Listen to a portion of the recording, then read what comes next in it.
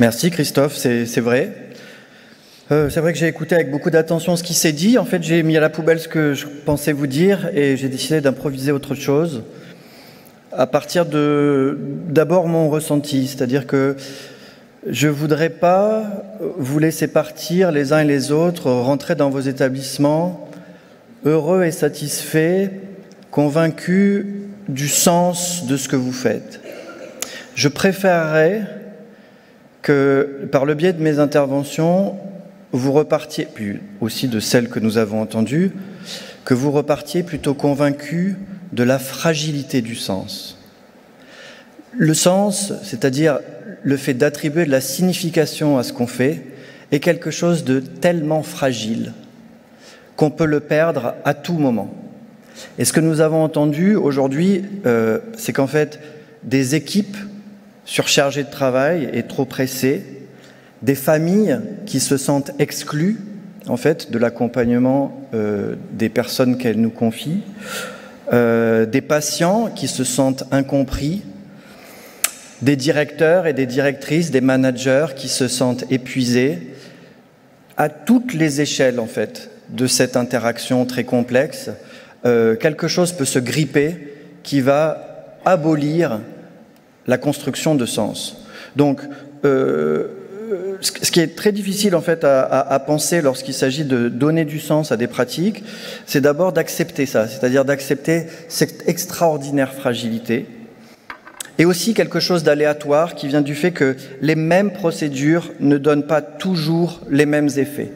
Donc on peut tenter de prévoir des choses, on peut tenter de mettre en place certains dispositifs, mais dans un monde globalement chaotique, c'est-à-dire où les causalités sont plus souvent aléatoires que mécaniques, eh bien il faut prévoir qu'en fait ça ne marche pas à tous les coups et ça ne marche pas une fois pour toutes. En fait, il va falloir accepter que travailler avec de l'humain, c'est travailler avec des réalités qui sont en partie imprévisibles.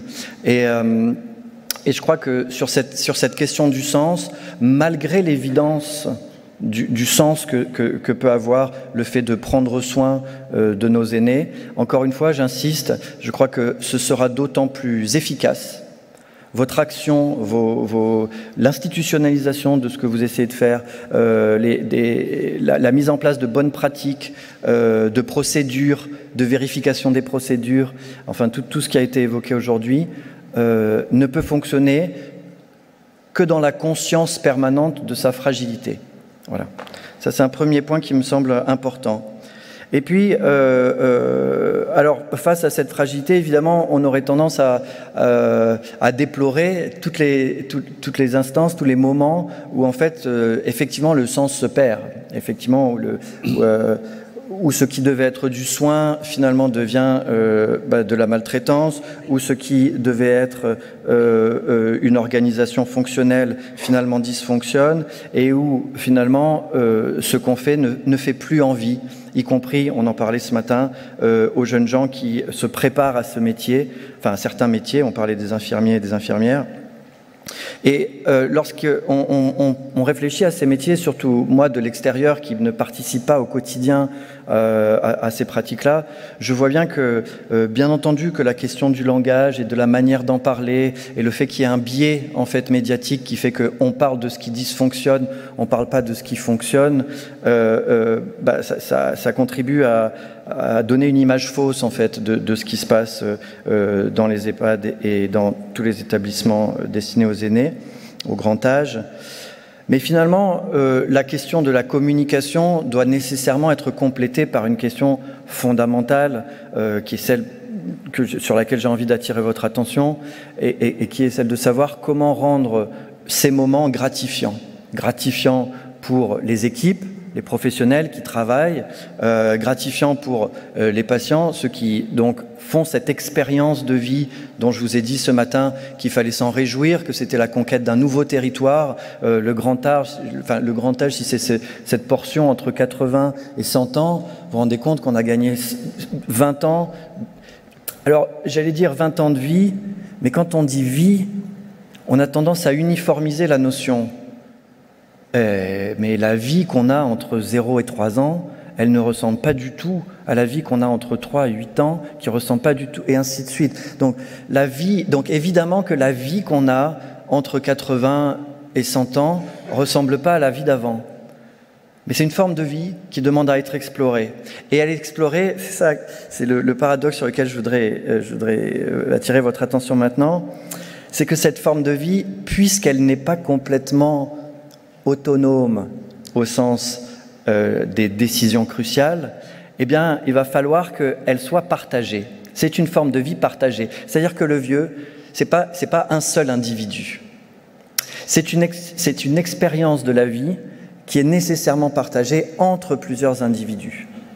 Si les individus qui sont impliqués dedans, qu'ils soient professionnels ou non, qu'ils soient, disons qu'ils aient une approche médicale, une approche de soins ou une approche managériale, se reconnaissent dans la vie qui circule encore dans ce corps, c'est-à-dire la saisissent comme étant la leur, cessent de se rapporter à un corps vécu comme individuel, comme défini à l'intérieur de la peau. Ce n'est pas du tout un corps humain, entre parenthèses. Là. Ce que vous regardez de moi, ce que vous voyez de moi, ce n'est pas du tout mon corps, c'est l'image de mon corps. Mon corps, c'est une chose beaucoup plus complexe, où justement le Synerpa, figurez-vous, joue un rôle, puisque sans le Synerpa, ce corps-là ne se trouverait pas à Strasbourg.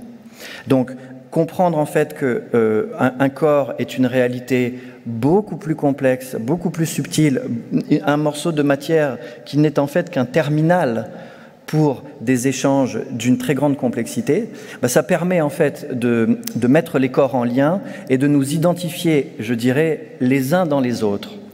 Et de ce point de vue-là, en fait, on peut dire que les membres les plus faibles d'une société sont les miroirs des membres les plus forts. Donc c'est là qu'il faut regarder, en fait. Et si l'on apprend à faire ce travail d'identification et de reconnaissance, eh ben, on va s'apercevoir que dans les gestes de soins, il y a quelque chose qui dépasse le geste technique et qui est de l'ordre, en fait, du cœur. C'est-à-dire qu'il y a des actes qui consistent à donner des soins, et puis il y a certains actes qui ressemblent plutôt à prendre soin. Donc, prendre soin, en fait, c'est entrer dans une dynamique, alors évidemment, là, en partie émotionnelle, mais que j'ai tendance à penser comme matériel, physique, puisque c'est du ressenti, et que ce ressenti, encore une fois, il n'est possible que par le corps, avec des corps. Et si l'on entre dans cette réflexion-là, on s'aperçoit que la bientraitance est en réalité circulaire. D'ailleurs, en fait, c'est le cas aussi de la maltraitance, mais sur la bientraitance, c'est encore plus spectaculaire. En fait, c'est une expérience extrêmement heureuse, puisque l'interaction de bientraitance est par nature gratifiante. Donc, je dirais, on a parlé de la formation des équipes, on a parlé de la formation des infirmiers, des infirmières, enfin de tous les acteurs de cette histoire-là. Moi, il me semble que, en fait, il faut imaginer des interactions non seulement qui sont circulaires entre celui qui prend soin et celui qui reçoit cette attention, mais aussi dans une circulation très complexe à l'intérieur d'une institution, dans ses rapports avec la famille. Et en fait, si on matérialisait toutes ces interactions, on se retrouverait avec une sorte de pelote qui aurait une forme très, très compliquée et qui en plus serait récursive, c'est-à-dire qu'en fait ce serait une fractale. Donc je ne veux pas aller trop loin dans la mathématisation, dans la modélisation mathématique de ce que vous faites. Je voudrais surtout vous rendre sensible à la valeur de cette expérience je dirais sous la lumière de ce que j'ai dit en début d'intervention, c'est-à-dire sous la lumière de sa fragilité. C'est très complexe, c'est très beau, parce que ça, c'est de la fabrique de vie, mais par contre, c'est très fragile.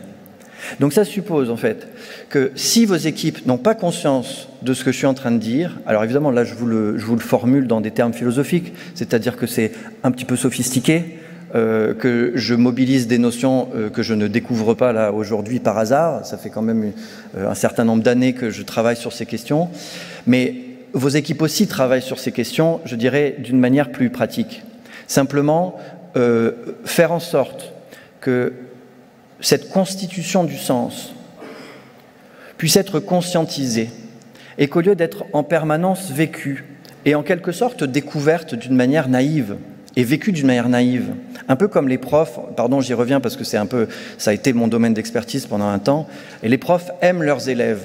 Mais vous savez, quand on est en salle des profs, ce qu'on entend, c'est qu'ils ont beaucoup de mal à vivre cet amour parce que, en fait, un bon professionnel, comme chacun sait, c'est quelqu'un qui a un rapport objectif à son travail, qui sait être neutre, qui sait prendre du recul. Mais pas du tout. Les activités du care, comme on l'appelle, les activités du soin, sont des activités qui qui supposent un engagement affectif énorme. Quand on est enseignant, il faut aimer ses élèves. C'est une forme d'amour qui est spécifique. On n'aime pas ses élèves comme on aime ses enfants. Mais c'est exactement la même subtilité qui est engagée dans les rapports de soins. On ne demande pas aux équipes d'aimer les patients comme ils aiment leurs parents. On leur demande de mobiliser ce que, pour aller vite, j'appelle le cœur, pas seulement pour être de bons professionnels, parce que ça, c'est fondamental, mais aussi pour jouir d'être de bons professionnels. C'est-à-dire de retirer leur gratification d'un travail, pas seulement du travail bien fait et rapporté à soi comme à un individu compétent et dans une jouissance narcissique, mais plutôt dans la jouissance d'une existence, comme je l'ai dit, partagée. Se réjouir, en fait, de cette expérience de vie, de cette forme de vie nouvelle qui est devenue possible, encore une fois, par un effort collectif, qui est un effort de recherche médicale, qui est un effort de structure sociale, qui est un effort financier, en fait, à toutes les échelles, dans toutes les dimensions de ce qui définit l'humain, quelque chose se met à circuler qui fabrique de la vie. Donc c'est dans cette fabrique de vie en fait que je vous laisse réfléchir. Encore une fois en insistant, c'était mes 3 points en fait de cet après-midi sur la fragilité, c'est-à-dire que c'est pas parce qu'on fait quelque chose que ça a du sens, ou c'est pas parce qu'on sait que ça a du sens que ça en a toujours. En fait, la signification, c'est quelque chose que n'importe quoi peut gripper. Le deuxième point, c'était rendre ces métiers attractifs, c'est d'abord les rendre gratifiants. Et le troisième point, eh bien, c'est effectivement de comprendre à quel point ces gratifications-là ne sont plus seulement des gratifications ressenties à titre individuel ou narcissique, mais sont des gratifications partagées. C'est encore une fois, c'est lorsque nous aurons conscience, nous, vous, nous, je ne sais pas pourquoi je dis nous, parce que moi je ne suis rien d'autre qu'un philosophe, mais vous, comme directeur, directrice, manager d'institution, que vous le diffuserez, que vous le ferez ressentir dans vos équipes, qu'en effet quelque chose sera réussi, et cette réussite, c'est pas seulement conjurer la mort, c'est, je dirais, marcher dans cette forme de vie exploratoire, ensemble, joyeusement, avec les surprises et les déceptions qui sont liées à toute vie, jusqu'à ce que mort s'en suive. Merci, à demain. Merci Maxime.